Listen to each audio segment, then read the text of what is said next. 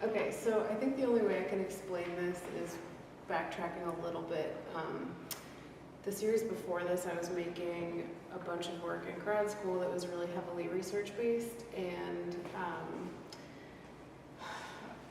I was researching all sorts of like social science, anthropology and archaeology, art, and general just like observation of how people put their worldviews together.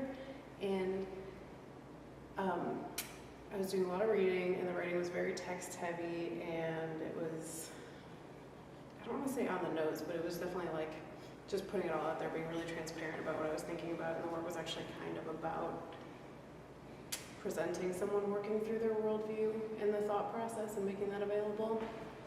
And it was very, I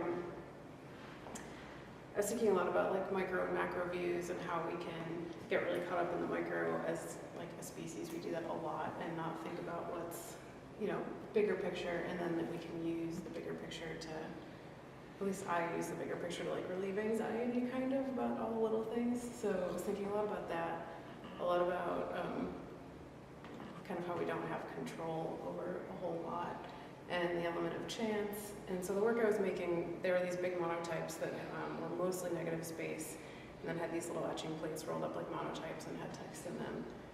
And so I was working on those. I couldn't decide whether the paper was just a vessel for an image, or if it was sort of like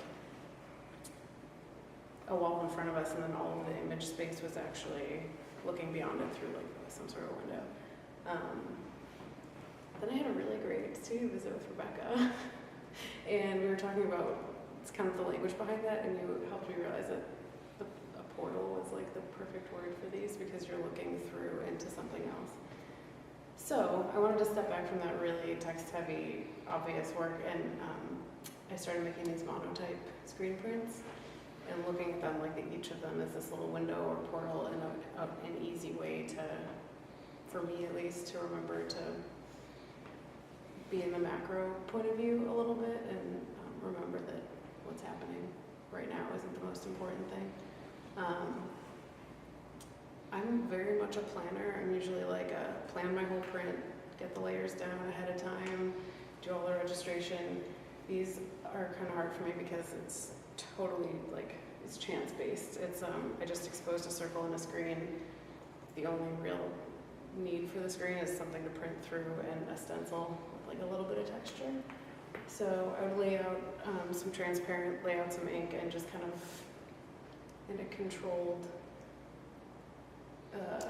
sort of half controlled, half accidental way, make some imagery. And then I'd make like a bunch of these screen prints and then take them back to my studio and sort of pick out which things I had meant to do, which things were chance, which things happened because of the tools and materials, and use colored pencil, opaques and metallics to sort of bring out certain elements that are already in there, but make them more available. And part of that's because I've been, for the past year, instead of focusing on my artwork, I've been setting up a print shop with a few partners. So the work's kind of had to be able to be very movable and something I can work on in the middle of the night, or whenever there's possibly any free time. So I guess there's a big movement from sort of academic work to this abstract, more free-form, less controlled work, and that's what's happening right now. Any questions?